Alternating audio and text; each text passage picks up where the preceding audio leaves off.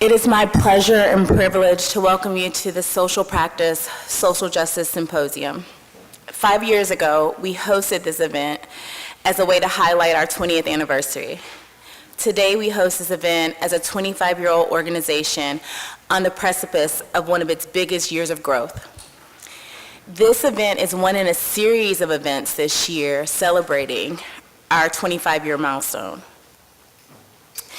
Since that time, when we first hosted this event, we've expanded our work to activate this historic building known as the El Dorado Ballroom by providing a place for entrepreneurs to realize their dreams and provide much-needed economic amenities to the community. We've tied our work to Houston's largest post-secondary institution through the creation of the University of Houston College of Art Center for Social Engagement Project Row Houses Fellowship. Our work is recognized through a permanent display in the Smithsonian's National Museum of African American History and Culture. And we cannot understate how humbled we are that PRH's work is recognized and honored in a way of having a significant impact on the history and culture of African Americans. We started a new sister organization, PRH Preservation, which acquired 21 shotgun-style row houses that were in danger of being demolished in an effort to halt displacement of long-term residents and stop the continued depletion of affordable housing in our community. We were at the center of creating a neighborhood-led revitalization effort, formerly known as the Emancipation Economic Development Council, focused on stemming the effects of gentrification and the effects on those who have called Third Ward home for generations. And now we're using our resources to launch an integrated service delivery program, directly working with Third Ward residents, addressing economic inequality, and focus on the well-being and wealth building of the families who call historic Third Ward home. We've done all of this over the past 25 years through preserving identity, history, and cultural richness. And we've stayed true to our values and belief that everyone is an artist and that art and that the community that creates can transform neighborhoods. As we look to the future, we feel it's important to uplift this work and learn from others. Saving a historic neighborhood is not an easy task after decades of disinvestment and gentrification. But we're here today to talk about the many ways arts and cultural leaders across this country are using their creativity and imagination to speak for those who have no voice, stay true to the community that they serve, and bring about lasting change with the respect for all those that are involved in marginalized communities. Today I have the pleasure of moderating a discussion with three dynamic women who are paving a way forward for conscious economic development and work actively to preserve history and culture in their communities. Pat Jordan. Pat is the founder of the Gym Cultural and Performing Arts Center in Kansas City, Missouri, where she spearheaded the redesign and renovation of the Gym Theater in the historic 18 and Vine Jazz District. The Gym is a nonprofit organization, and its headquarters now owns the old fire station number 11, and it also operates the Vine Street Galleries on the first floor. Ms. Jordan has curated over 25 artists in the gallery, and as well as an annual student art show by the Paseo School of Fine and Performing Arts in Kansas City, which is the only signature art-centered high school. As a special outreach project, the Gym recently purchased an abandoned house in the Key Coalition neighborhood and is turning it into the Art House. Ms. Jordan is overseeing this unique community outreach project with the goal of reproducing it in other neighborhoods as a unique way to contribute to neighborhood stabilization in Kansas City. Irfana Noorani. Irfana is the Deputy Director of the 11th Street Bridge Project, a public-private partnership between the District of Columbia and the local nonprofit Building Bridges Across the River, which seeks to build a civic space that spans the Anacostia River and connects the communities of Capitol Hill Navy Yard to Anacostia and Fairlawn. Along with fundraising, Irfana works closely with local stakeholders to plan community-driven programs like the Anacostia River Festival and other place-keeping initiatives in the adjoining neighborhoods. She promotes the project's Equity First model by providing planning and implementation support on the Bridge Park's Equitable Development Plan, which is a $56 million initiative to ensure that investments in nearby neighborhoods benefit the current residents. And she also recently completed a planning process bringing arts and cultural workers into the programmatic process. Danielle Burns-Wilson. Danielle is a curator of exhibitions at the Houston Public Library and manager of the African American Library at the Gregory School, the third special collection part of the Houston Public Library here in Houston. She's an adjunct professor of art history and art appreciation at Lone Star College, North Harris campus. She received her BA in history and political science from Prairie View A&M University and her MA in history from the City University of New York, Brooklyn College. Danielle has studied and curated work all over the world. She's worked here in 3rd Ward at the University Museum at Texas Southern University, and from 2000 to 2013, she served as a curator at the Houston Museum of African American Culture. Along with Michelle White at the Menil Collection, Danielle organized The World Was Watching, Civil Rights Era Photographs from Edmund Carpenter and Adelaide Day Menil. And in 2011, she was a guest curator for Curate NYC. We've invited each of them here to share their candid views about their work, including the opportunities and challenges, as well as where they see the future of socially engaged art and creative community development heading into the future. So at this time, I'm going to take a seat and we're going to have a discussion about our work, and at the end we'll open it up for Q&A. So I would like for you to just talk about why you considered even entering this space. You all each have such unique backgrounds. Pat, it seems you were born to do this work. Irfana, you're a former dancer, performing artist. Danielle, you've, like I said, traveled the world, but you chose to come back and center your work here in Houston in 4th Ward. So why this work, and why was it important for you to enter into this space? So you're starting with me? Sure. You're just looking right at me. I guess when I left for graduate school and moved to New York, I wanted to get out of Houston as soon as possible. I thought that it wasn't a diverse place. I didn't think that the art scene was very great here. But I think it took me to leave to realize how great Houston really is. Being from here also, I had the opportunity of growing up in Sugar Land, but my father was from 3rd Ward. So always kind of connected to community and trying to figure out how to work within.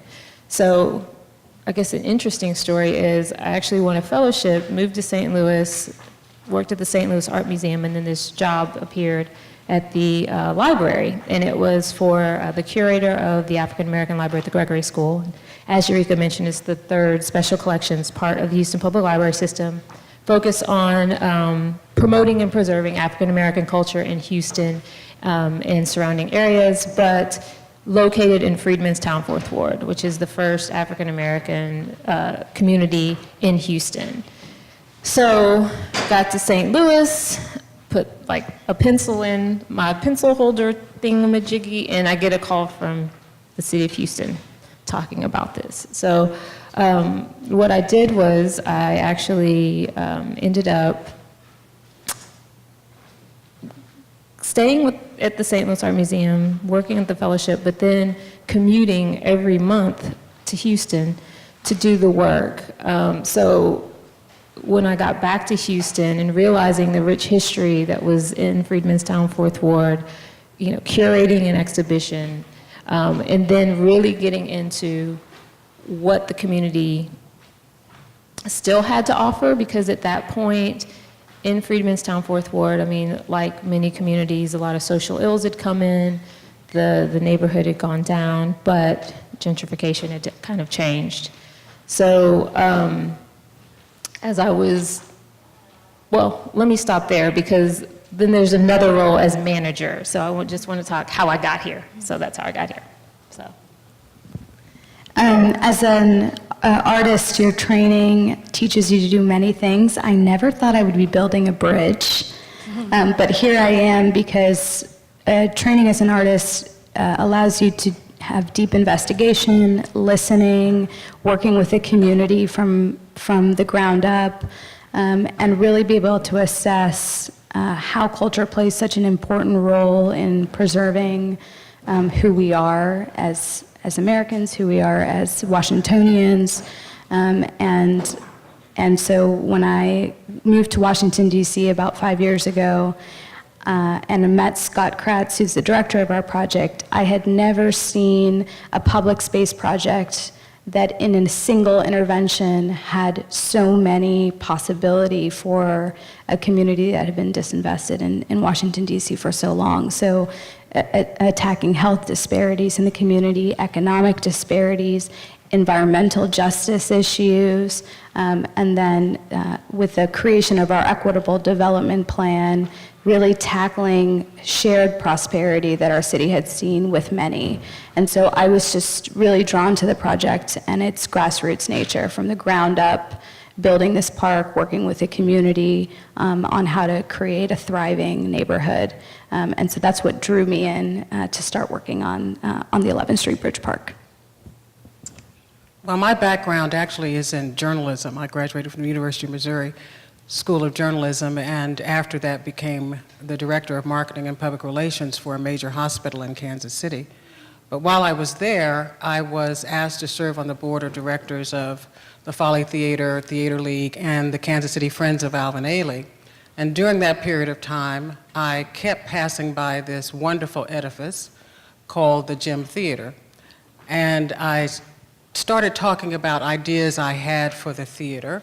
That those conversations became known to the then owner of the theater, the director of the Black Economic Union, who called me into his office one day and said, after a couple of hours worth of conversation, "Why don't you take it on?" And I said, okay, not having known anything about development, always having an interest in the arts, of course. And so, and it was very interesting because one day, one of the well-known philanthropists in Kansas City asked me how I was going to tackle this project. And I have come to understand that there are really three wonderful, important words that you can say in answer to an impossible question, and those words are, "I don't know." Because it begins a true journey of what I call development faith. That was in 1989. I have come to understand that the average development project in urban core neighborhoods takes 7 years. So it gives me comfort to be able to say it took from 1989 and we opened in 1997. It was a brand new $5 million renovation. Across the street was the American Jazz Museum and the Negro Leagues Baseball Museum, which came online at the same time. So those three words, I don't know, to a wonderful opening of a great theater. Thanks. Well, Pat, I want to stay on that topic of the challenges and opportunities that you face in doing this type of work. We talked about this last night at dinner about most people who approach this work sometimes get caught up in the mythology or the mysticism of it. Like, it's just like, oh, we brought in artists and we did this, and So you've been doing this for a couple decades. So what have you faced? What have you seen the biggest challenges over the past 10 years? What do you think the biggest challenges are, particularly for Kansas City, or what we can learn from moving forward? The biggest challenges in terms of community development, because I've since gone on, as Eureka explained, and I'm doing community development as it relates to the art house that we're rehabbing to put an artist into it, which is the not-for-profit hat that I wear, but also as an emerging developer. So as a development consultant, as a project manager, and now someone who's proposing to build 4 live-work townhouses, there are 4 or 5 major challenges, I think, that face probably any urban core area in a major city or in the United States. And I think those challenges include education, public schools versus charter schools, gentrification, lack of what I have come to term workforce housing, or as I would prefer to call it, affordable market rate housing, the perception of crime, and the financing mechanisms to and resources to be able to tackle those issues. Irfana, can we just talk about this magical place that you get to call a home away from home? I can't thank you enough for hosting our group when we came to DC a month ago. And I haven't stopped talking about the Ark since I visited it. I have dreams, like vivid dreams about how something like that could happen in Third Ward, and I tell everyone in meetings, just randomly, I bring it up. So can you just talk to us about what went into creating such a thoughtful, resident-focused social enterprise? Yeah, so Building Bridges Across the River was created 13 years ago in the Congress Heights neighborhood in southeast Washington, D.C. And our first facility that we created there is called the ARC, Townhall Education, Arts, and Recreation Campus. It's 203,000 square feet. We have 3 buildings. The newest one just opened in February.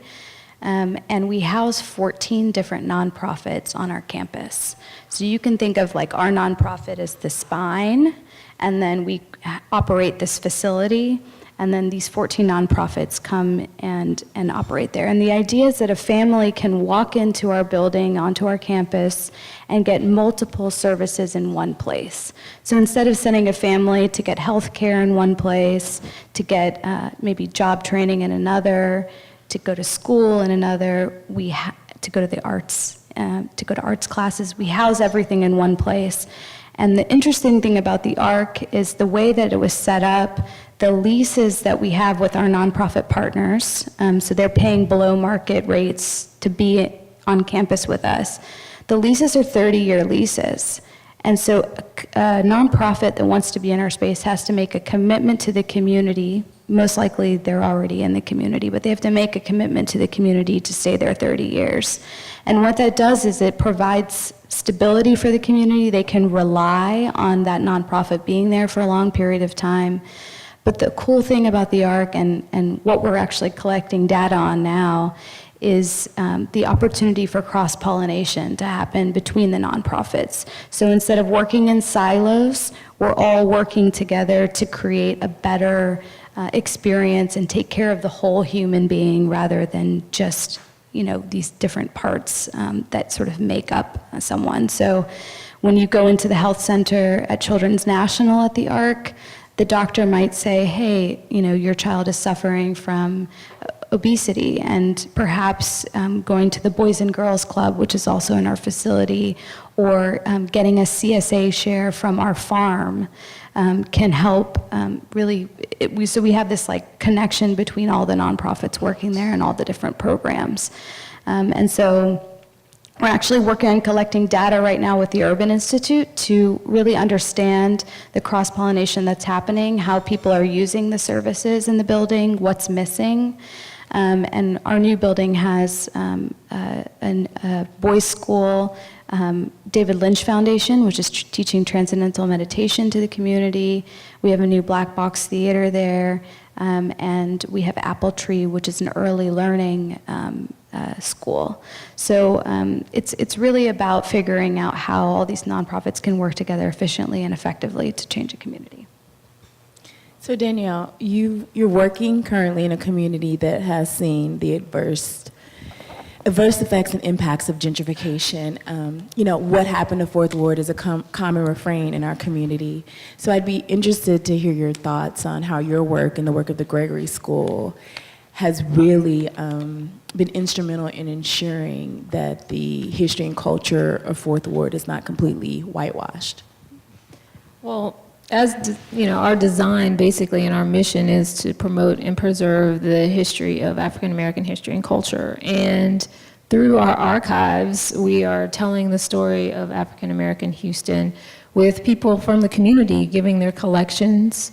And then walking into the space, we actually have gallery space. So 4 permanent exhibitions that all tell the history of Freedmanstown 4th Ward. And just to kind of give you a background of the Gregory School, Gregory School was actually the first public school for African Americans in Houston. The building that we're housed was built in 1926, but in 2009 it converted into an archives, library, and exhibition space. So through these exhibition spaces, again, we're telling the story not only of Freedmanstown 4th Ward, but also of African American Houston. But I think what we're doing currently, really to focus on Freedmanstown 4th Ward, is try to get more oral histories and more people from the community or people whose families lived in the community to give their archives, papers, photographs. And then we are partnering also with that's actually called 4th Ward Conservancy. It's a pretty new 501c3 that's there to, again, promote African American history and culture in that area. It's actually a really exciting time right now because I feel like, as you mentioned, gentrification is very real, it's very aggressive, but with the mayor that we have, he's very committed to the neighborhood and it becoming a historical or a cultural district. And we have a lot of people, I think, thinking about it 10 years ago, weren't in place to help with that. That's a great segue into my next question. We also have a desire here in 3rd Ward to make this neighborhood a cultural district. So what have you seen as the benefits for cultural districts to communities like ours? The benefits? Well, or just from your perspective? I mean, yeah, absolutely. I guess the visibility now, people are actually paying attention to these historic structures that were once just kind of sitting in the neighborhood. Now people are asking questions, not letting developers just come in and buy up land. So I guess that would be, the biggest thing. And also, in 4th Ward, the Gregory School is probably the largest cultural institution in the neighborhood, but there are other, cultural institutions, Rutherford B. Yates Museum, which is a house museum, churches all around. And I think what's happening is there's this shift now where we're kind of looked at the hub of that area. And I think, again, it goes back to the visibility. So now I think they're thinking, okay, how is this all working together as opposed to how we were all very separate, before. I want to take a little pivot here just to talk about one of the things that's, I think is important to this work and that's focused on, affordable housing. And I know, Pat, you delved into this space because you felt it was important that artists were allowed to continue to live east of Truce in Kansas City. And Irfana, I think it's an interesting story that the ARC was built by a developer because the residents, the low-income housing that he provided for his residents, he wasn't seeing the services coming east of the river. I think that you told us there was 175 people for one grocery store in this area. Yeah. So I want to just delve into affordable housing, like what the challenges have been. Have you seen a big shift in how creative community development in your communities, the approach and the successes or defeats in some ways, and why it's important? Yeah, it was really surprising to me, Eureka, to one day about 4 or 5 years ago to do a little bit of research and come to the understanding that there were probably upwards of 12,000 vacant houses and lots most of them within primarily 2 predominantly districts of color. Council districts of color in Kansas City. What was even more alarming to me was that none of our politicians had really talked about this, and and no one had taken this on as a challenge. So I started thinking about why. And for one reason, I think it had not become a plank in anybody's campaign platform is because it's not an easy win. Once you start talking about the issue of affordable housing, then you're talking about having to delve a problem that is whereby there's no one silver bullet answer. What I wanted to do as the manager of an arts agency was to figure out a way that we could go into the community and not really expect people to come to the gallery or to come to the district all of the time.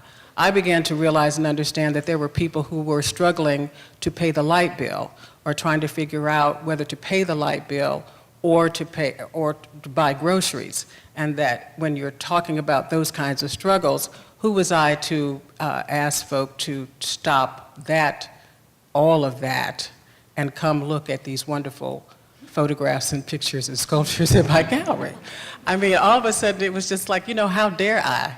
And so I said, well then, I remembered this phrase in my head that was go to where people are. And that's when I came up with the idea for us to purchase the house from Land Bank. And because I knew and understood that artists, one of the top 10 needs in a recent artist survey in Kansas City were places to live and work, and that artists are of the same economic means, for lack of a better term, than as any other low to moderate income person or family.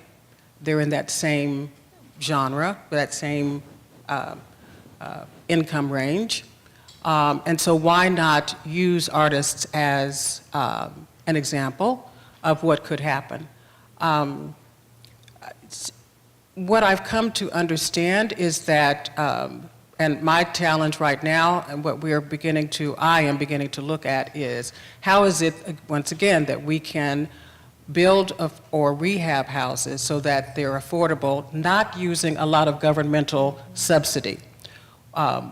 One of the other things I've come to understand is that we can no longer depend on government as a sustainable source, as a resource that's sustainable over time.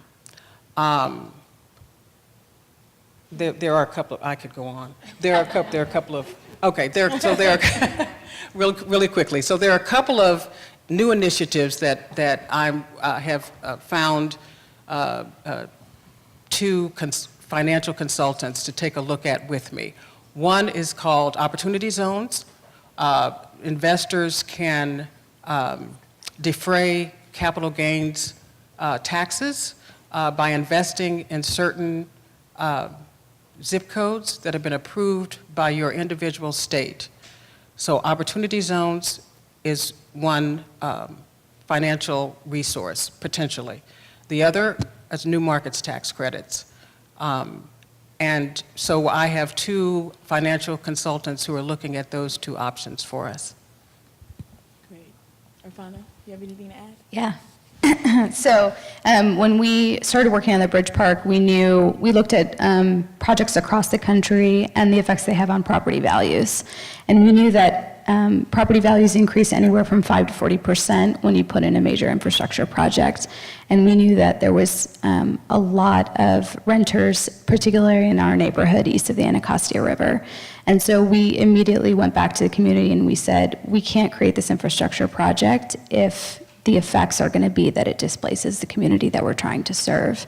And so in 2015, we flipped the entire project on its head. We said, we're going to pause and not raise capital for the infrastructure. What we're going to do is start to work with the community to develop a plan, anti-displacement strategies, and figure out how we're going to invest in that, stabilize the neighborhood first, and then go into the infrastructure project. So that's what we've been doing for the last 3 years now. But housing is a huge piece of it. And you're right, it's many different avenues to figure out housing in the District of Columbia. So we have affordable housing strategies, which include a community land trust. We started a Ward 8 home buyers club, and we've put 61 Ward 8 residents into homes in their neighborhood so far, and we've served about 300 through the home buyers club that we started. But I have a fact sheet because facts and truth are important. The Urban Institute just pulled numbers for us, and the median sales on the west side of the river, so the Capitol Hill neighborhood, is about $910,000 for a home, single-family unit. On the east side of the river, it's $335,000. So the delta between the two is significant in the District of Columbia, and it will move very quickly once the market starts. So we are pushing all of our money right now into preserving affordable housing right now, primarily through our community land trust, which you can talk to me later about, because that's a whole, CLTs are a whole nother thing. It's multiple avenues. We're preserving long-term affordable rentals through the CLT, putting people into homes now so that they can benefit from the rising property values that are happening regardless of our project. Opportunity zones are interesting because we're freaking out about them because there are no regulations about how the developer can use that money. It's just economic development money. There's no regulations on affordable housing that have to be put in place, and apparently the Treasury Department is going to decide on the rules, which in DC we're not so fond of. So it's up to the city to really put policies in place for how opportunity zones are used, and so that's a big piece for us. Yes, it's great in terms of having capital dollars come into in a neighborhood that needs economic development, but we're really worried right now about the rules and regulations around how that money is used, and I don't know if there's quite solutions yet. Continuing on this policy discussion, people think because Houston is the land of no zoning, we don't have any ordinances that make it difficult to carry out community development, which we do. There are a number of them, but I want to just delve a little deeper into why it's important that artists and cultural workers are at the table when policy and political decisions are made. Yeah, I can go first. So policy gap is huge, a huge challenge for us right now that we've identified. We have a huge amount of investment that we've fundraised for in community development projects in our neighborhood, but policy remains a gap for us. And so we've done a couple of things recently, which I think are interesting. That we started a community leadership empowerment workshop, and we are actually training our community members about community organizing, policy development, and strategies to ensure that they can have ownership over how their neighborhood is developed. And so that's one sort of, I think, really powerful piece. And we in our next cohort, what we did is we put our Community Land Trust Advisory Committee into the training this round. The next cohort, I want artists in there, and so I'm starting those conversations with artists about the need for them to be there. And then from the policy perspective, we're just working with all the nonprofits who are in the neighborhood. The Bridge Park has really been a convener to pull everyone together around these anti-displacement strategies.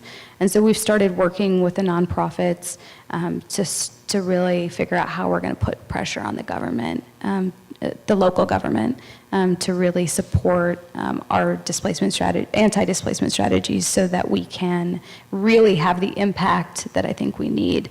And that coalition right now, it looks like one idea is to work on an equity pledge where all of the nonprofits will create this equity pledge, and as a developer comes into the neighborhood, they have to sign it. And the pledge might say, like, you have to fulfill your local hiring requirements, you have to have this amount of affordable housing. So it's a demand that nonprofits, with support of our local commissioners and our local residents, can put on developers. See, I think that's where and how our institutions are so different. I'm part of the Houston Public Library system, so we're part of the city of Houston. So I think there is a gap in, we're there in terms of like the Gregory School or what we're doing, but we're represented by other people. So what's going on, we're not very privy to until it's almost done. And then there are certain things, because we are a city institution, 10 years ago, this was something the community didn't even want. And we have affordable housing next door, so we have these challenges of engaging people because we are somewhat of the man next door. And I'm constantly trying to think through these things, and it's kind of nice hearing you all talk about this because, it's a challenge for us. Well, one of the things that prompted me to start speaking up is that an artist that I was working with some years ago said, "Pat, you need to speak loudly about what it is that you do and what it is that you believe in." And I actually took her words to heart and began to color outside the lines as well. Because we're in this society, we're so siloed. You're supposed to stay in your lane, and if you're in science, then stay in science. If you're in the arts, then stay in the arts. Well, no. And what I think what the arts do is prove to all of us that all of these things are interrelated, and that we as residents have a right to talk about what our needs are as in our neighborhoods and in our schools, and as women, and as minorities, and we have a right to be at the table, and we have a right to engage. Awesome. So at this time, we'll open it up for questions from our audience. Thank you, ladies. Lisa. I guess this is maybe starting with Pat and see. I'm curious when you started. I mean, you learned a lot when you began, but did you start with going to a particular office or a city office or a state office, thinking that that was where to go and have certain conversations, and then realize that you had started in completely the wrong place? Or was it always kind of a back and forth for the first couple of years and to figure out who to talk to? It was the latter. Yeah, there was a lot of knocking on doors and talking with people, and I gained the nickname in some circles as the networking queen because there was a lot of trying to figure out who the right folks to talk to were. Now I've become more selective. So it's a selective networking. I'm more disciplined about it. I've become a member of the Urban Land Institute, as an example, which is a national organization with local chapters. It's through the Urban Land Institute, and I tell this chapter all the time that I've gained most of my development contacts through that organization. I know all the city council folks, but I really know who's on the planning and zoning committee. So it's keeping up with current events, but it's being very selective now in terms of who I meet with and whether or not they can be of service to the cause.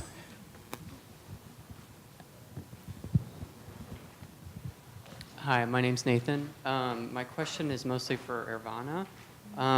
You talked about how the ARC houses 14 different nonprofits, so I'm wondering if you guys have certain strategies to facilitate or encourage collaboration amongst those nonprofits. And then I'm also curious to hear how your background in dance informs your work. Sure. The 14 different nonprofits, we have a monthly partners meeting where we all sort of share out what's happening within the different nonprofits that are based in the building. And this data project that we're doing with Urban Institute is really about figuring out what is actually working and what is not. And we're going to use sort of the data to then approach our partners with even stronger suggestions about cross-pollination. But also, we want to know if they're serving the community that our mission is intended to serve. So our mission is we're serving families east of the Anacostia River in Ward 7 and Ward 8. And so are they hitting particularly African American communities, particularly low-income communities that are living in Washington, D.C., or are there other people coming in to use the services? So we're figuring out from a data perspective what is happening, and then going to go in and have more targeted conversations with our partners about, and show them, like, you know, that the girls who are in our Washington School for Girls are heavily utilizing the services at Levine School of Music. They're also all going to the clinic for pediatric care. But they're not using the meditation center. And so we'll be able to find the holes and encourage more pollination. Work and dance. I'm not good with words because a lot of what I learned growing up and was comfort and body-based movement. And so the helpful part of dance for me is I can really have conversations with people without talking, or really understand gestures in a way that I think people don't necessarily understand. I also understand space in a really different way. So when I'm working on a public park project, those design things, like when the architects are talking to me or when the engineers are talking to me, I'm just thinking about how people move in space, how people interact in space, how they will use this space formally but informally as well.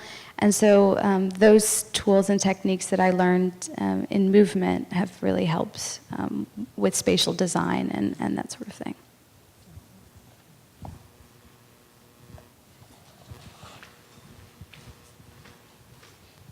Good morning. I'm familiar with all of these projects. I've been to Kansas City, and I really love what's doing there. I lived in D.C., but I lived on the west side of the river, but I spent a lot of time at the Arc. And the Gregory School is wonderful. But my question, probably maybe the moderator can answer. I've been in Houston for 3 years, and I know now we have emancipation and we have enterprise zones, but everything new that's going up is a gas station. I don't understand that. My daughter lives in 3rd Ward,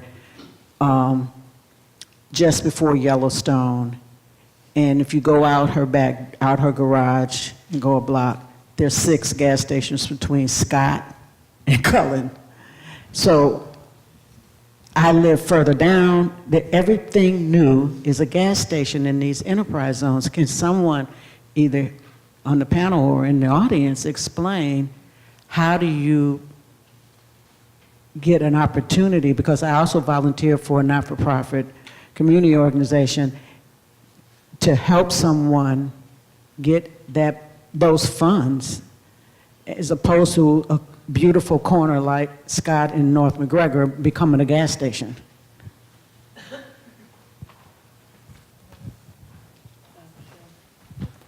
It's funny you mention that gas station because when I look out my window at Scott and South McGregor, I see it every morning.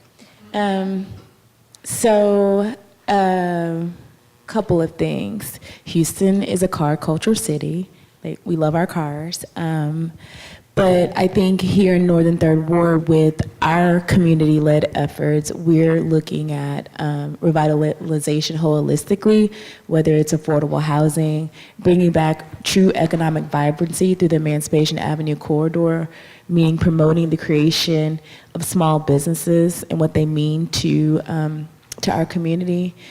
I think that the reason why we brought up policy was changing the public policy around how economic development is done in disinvested communities, and then continuing to use arts and culture as a way to drive what that means in terms of about 2 years ago, maybe, through the EEDC, we hosted an Emancipation Avenue design charrette where the community came together and said, this is what we want this community to look like. And through those efforts, a number of things have happened, whether it's the Free Market Square that happens every 3rd Saturday of the month, right out there in the parking lot. And using art to really highlight the issues that are happening here. This community has seen 30 plus years of disinvestment. It's not, while we see the townhouses going up at a very aggressive rate, the holistic resurgence and revitalization of this community is not going to happen overnight. But you should know that there's a community-led effort that's really focused on not making this a big box avenue with like McDonald's and Wingstop or what have you, but really truly focusing on wealth building for the least of these to everyone else. And really, we've come to understand, I think, in Kansas City that, if you build, you could build a house and you could spend $200,000 to build a house, but the appraisal is only going to come back at $150,000. So there's a question then of how can you make the investment when you have pre-development cost, well, even getting to what I call ground zero, especially if you're dealing with something like a former dry cleaners or gas station site, then there's remediation. And so you have to remediate the ground. Just to get to ground zero in urban core development can take a long time. It's so unfair when developers can go out into the suburbs and just buy up farmland and start building. And in the urban core, we just don't have that kind of luxury. And those are just a couple of the speed bumps that you can run into when you're trying to do a development. It's really, really hard.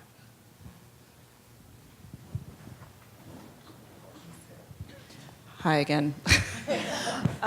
I'm so glad you brought up appraisals. I think I want to ask if what I see has been true for all of your communities, which is that there are these jobs all through banking and real estate development, all of that are kind of not talked about but are extremely influential, like being an appraiser, that I don't see being taken up by women or people of color. And has there been any conversation in your cities about Black communities or other communities taking on some of those positions in order to empower those communities? Or would you feel like that would be kind of just kind of going to the devil's side of it? Because I do think that there's a lot of manipulation in a lot of those jobs that benefit developers.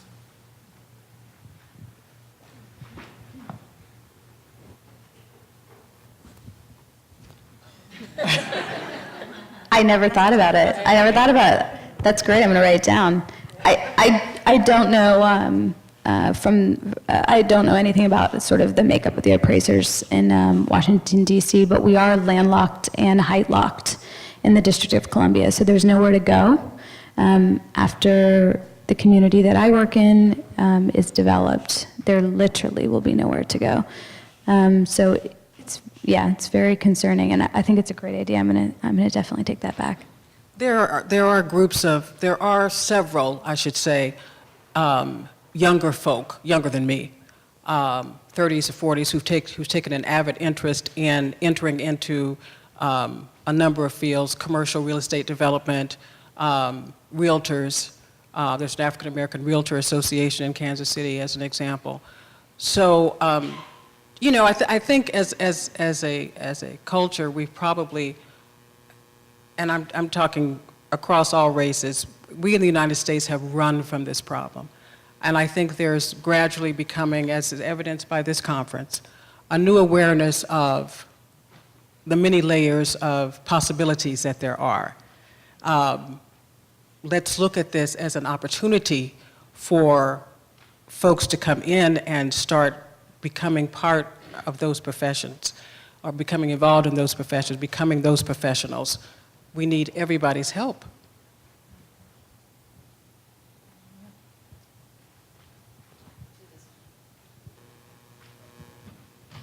Hi, thanks so much for this fantastic panel discussion.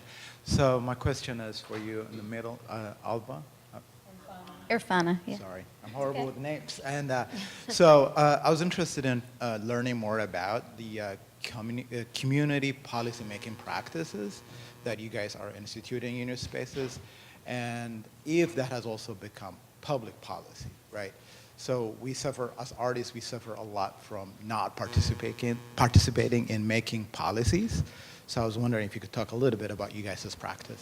Yes, so the creation of our Equitable Development Plan, and last year we added cultural strategies to it. Particularly the cultural strategies, everything that was created came from artists or community leaders, or cultural leaders in the community. So they were at the table for the cultural planning process. I also, in my funding requests to create those cultural strategies, I asked our funders to support honorariums for our artists, childcare, and dinner, because I was calling them at times where, they would have their children or they would have needs and food needs as well. So we wanted to sort of eliminate any boundaries for people participating in creating these cultural strategies. So now from a policy perspective, what the Bridge Park has been able to do is convene a lot of nonprofits and a lot of residents around our work. And we continue to really make sure that we're meeting the 74,000 people that live within a 1 mile walkshed of the park. We haven't met all of them yet, but we will. And we will continue to sort of show up at all the meetings that are happening in the community just as listeners as well. The gap for us is the long-term policy piece. We have a lot of investment going in right now, but what are the long-term and what's going to last beyond this money when it runs out? And so we are training our community through our community leadership empowerment workshop to be more active in the policy-making piece of it. It shouldn't only be our nonprofits pushing for the policy piece. We want residents to be armed to make those, to help drive those policy decisions. So that's one piece. We also continue to advocate really closely with our Deputy Mayor for Planning and Economic Development in the District of Columbia. And his staff is keenly aware of the work that we're doing. And I think if there are policy pieces that come out of this, it's going to be from our continued relationship and continued ties with policymakers in the mayor's office. But it is a gap for us, and we're figuring out how to close that gap. A lot of my recent grants that I've written have identified that as a challenge for us, and I've tried, we've been trying to find dollars to really support that someone who can literally be a lobbyist on behalf of the residents and under the leadership of our organization to be at the Wilson Building, talking with our city council members about how we can preserve Black businesses in the corridor, how we can preserve homes, how we can get more houses transferred into the community land trust to make greater impact. But it's definitely a challenge for us. Recently in the city of Kansas City, the housing department hosted a number of community forums around the new housing policy that the city wants to create. And so I went to one of them and I offered up 5 or 6 suggestions.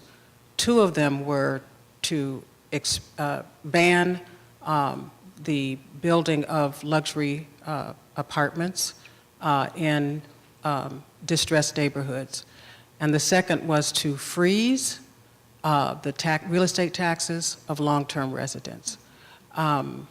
So I think that now we do have opportunities to step up and to lobby folks who are going into office, campaigning for office, and asking them if they would be willing to champion or change current policies to help stabilize our neighborhoods.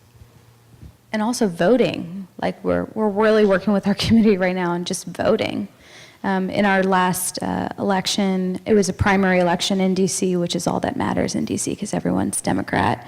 And so at the last election, our community showed up, only 8% went to the polls. It's very, very low. And so this community leadership empowerment workshop is about getting the vote out and making sure that people are holding their council members accountable for what they're seeing in their community as well. That's a good point.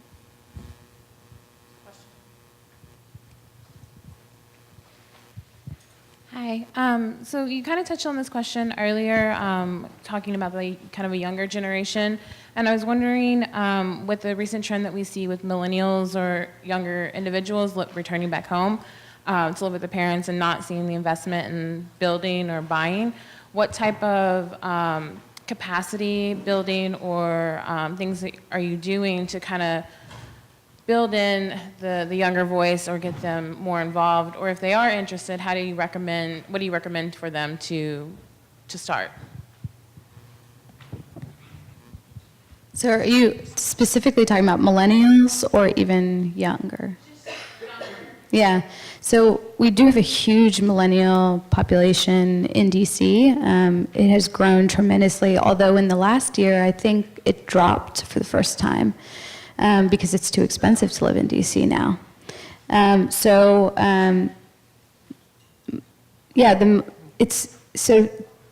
DC is very geographically divided by the Anacostia River. And everything in the community I work in, east of the Anacostia River, for a lot of residents is out of sight. And so it's really about bringing the young population who's new to the District of Columbia into the neighborhood to work with us on a volunteer basis or to really get involved in some of the equity work that we're doing. And to rally them around how community and investment can be done in a neighborhood without displacing the people that you're trying to serve, and just heightening the advocacy lens that they have there. For younger people in our community, working with the schools is a whole nother position that I hope we get to hire soon, because the young people, we usually hit them when we have major programming initiatives and cultural projects. So the Anacostia River Festival is a good example of that, where we have a lot of, we promote that festival a lot at our local schools. We have worked with Marion Barry's Summer Youth Empowerment program in Washington, D.C., to bring in youth. Actually, they were the first ones who built models of the 11th Street Bridge Park in 2013. And our architects actually used those models, which are still sitting in our office, as inspiration for creating the design of the Bridge Park. But I think we need to go back to the Summer Youth Empowerment program and bring more of those students in. They're working with us on our urban agriculture projects a lot, so we have some farming initiatives, and they're doing a lot of work with that. There have been ideas coming from our residents, and particularly our cultural leaders, around creating a youth committee. And we haven't had the capacity to do that yet, but it's definitely something that's important and that we have to do, because they have to have ownership over the space by the time it opens. And we're actually partnering a lot with institutions or universities in Houston, specifically Texas Southern University, and then also Prairie View A&M University outside of Houston, just to kind of educate the millennials about job opportunities within our field, and also working as interns at the Gregory School. So that way they're actually doing the work, seeing the outcome, and what can happen from that. So. I try to plug in folks who are younger in our outreach efforts as much as I can, but we obviously need to do much more.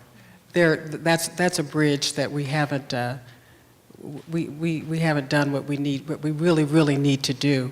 I can say that we have worked with the community college, and they did the wiring of the art house. It's going to be a smart house. Cisco donated the equipment, and the students did the wiring. So where there are opportunities, we really do try, but as a city, we need to do a much better job. The last three questions were circling around this issue of value and vision. Value, a lot of our communities are being affected by rising prices. Vision, people who own land, control land, or developing land don't have a shared vision with the community. Can you speak a little bit about your work around managing, capturing value for community benefit, what strategies, whether they're public policy or community-based policies, and your work around sharing a vision beyond just the advocates of that vision and those who would benefit directly, but those who have visions that are not shared with the community. And communicating and influencing and changing through those two questions of value and vision to realize a shared vision for your communities.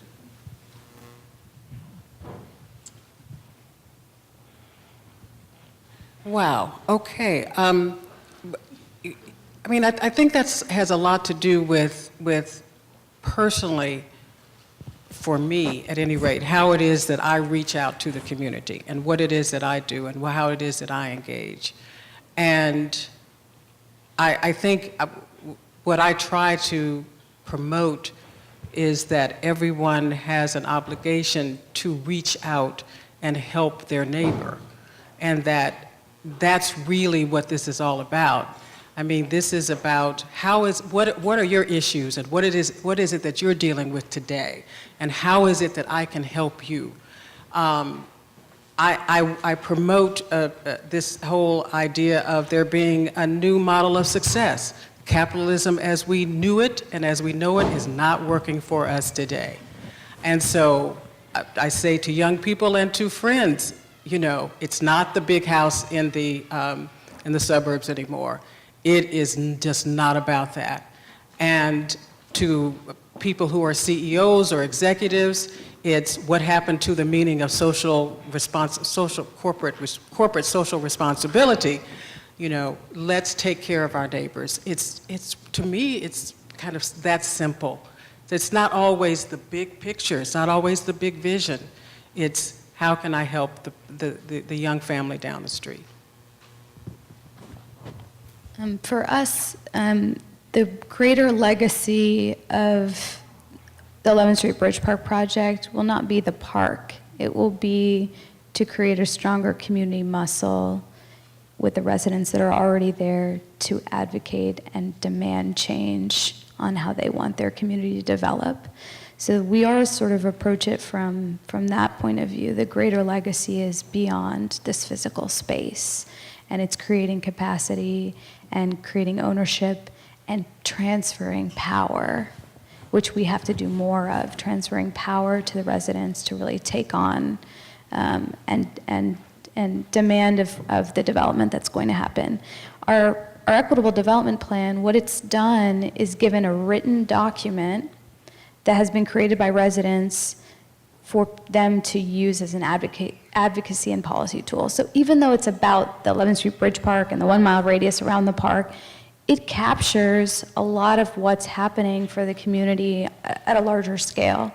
So we encourage the use of that document to be like, have you read this? Do you know about what we've demanded in these different areas, different sectors of the community? So it's become a great advocacy tool. And then I think the community leadership empowerment workshop that we're doing with our residents, we're not asking them to work on projects for us.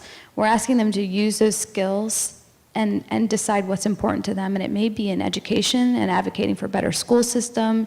It may be for healthcare initiatives and getting more health access in the community, fresh food access. Some of it may align, but some of it won't. But that's not important to us. It's important to us that they use those skills and tools to become the leaders in their community, to become the advocates in their community. So that's sort of what the value-based system that we're working on.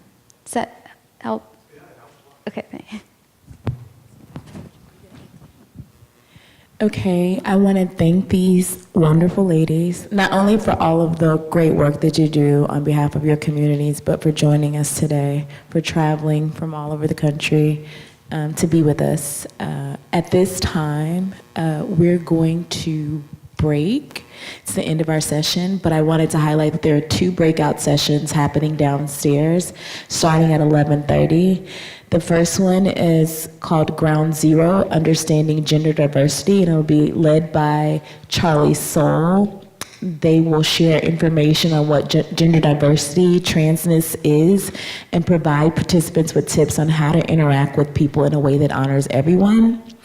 The second breakout session is Latinx Art Houston. It will be led by Karen Martinez, Gabriel Martinez, and Roberto Tejada.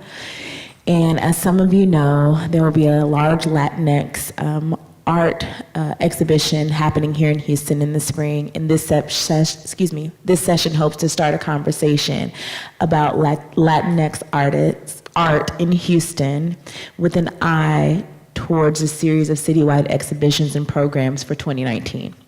So I hope you enjoyed our session. Thank you for attending, and we'll see you back here after the breakout session for our keynote speaker.